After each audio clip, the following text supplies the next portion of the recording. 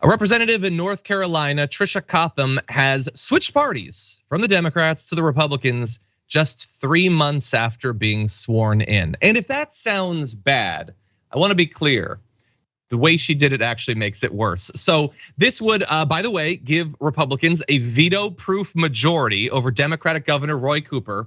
So if you are going to switch parties just 3 months after people donated to you and rallied for you and knocked on doors for you, but then to do it specifically to give over unlimited power to the Republicans over the Democratic governor, the governor of your previous party, that is terrible. But we're gonna get to some of the ways that make it even worse than that. We do have a response from the head of the Democratic caucus, Robert Reeves, who says that is not the person that was presented to the voters of House District 112. That is not the person those constituents campaigned for in a hard primary. Again, came out of a primary to then betray them, and who they championed in a general election in a 60% Democratic district. Those constituents deserve to know what values were most important to their elected representative. And we're left speculating about which values are most important to her. Raw power, being paid back maybe with a lobbying position afterward. I don't know, the whole thing's corrupt. We're just waiting to find out which particular flavor of corruption it is.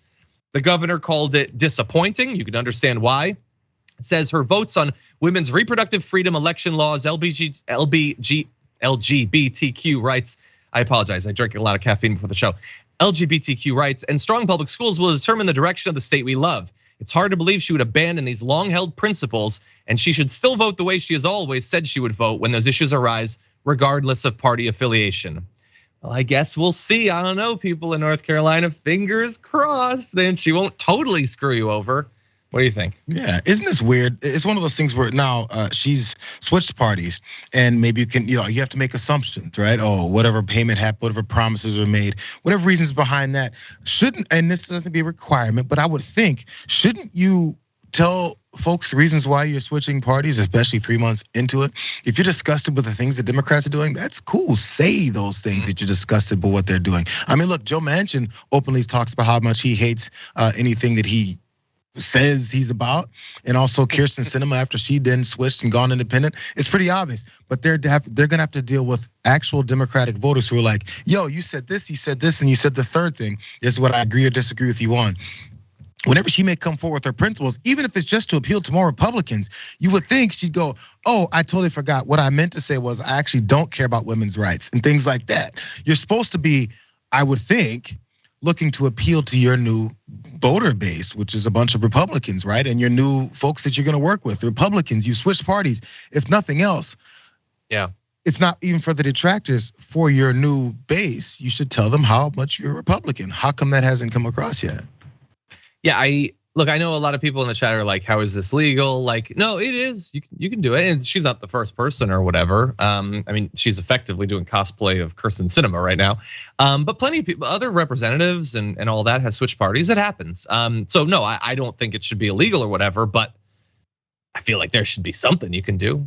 I feel like an ability to call, another election or something. Like you lied. And again, it's easy for us to focus on crazier lies that are non-political, lies like a George Santos might tell. Like the lie that you were a star volleyball player. But which lie is more damaging? That you were a star volleyball player and you'd never steal the cancer medication money for a dog? Or no, I'm part of this party. You should put your time and energy and money into me and I won't screw you over. Like, which of those is actually more damaging? This is 1,000 times worse than George Santos. I mean, George Santos is bad, don't get me wrong. I hate the guy. But this, I don't know. I don't know what the Democrats can do, probably nothing right now. But I imagine that we are racing towards a primary and then a general election that will hopefully in a 60% Democratic district get her taken out. The question will be how much damage can she do for the Republicans in the meantime?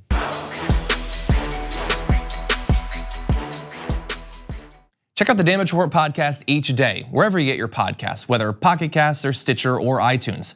You can join me as I give you the news and stories you want, with a range of co-hosts and interview guests jumping in on the fun each day. Again, that's the Damage Report, wherever you get your podcasts. And if you get them at iTunes, don't forget to rate and review. Sometimes I'll read them live on the show.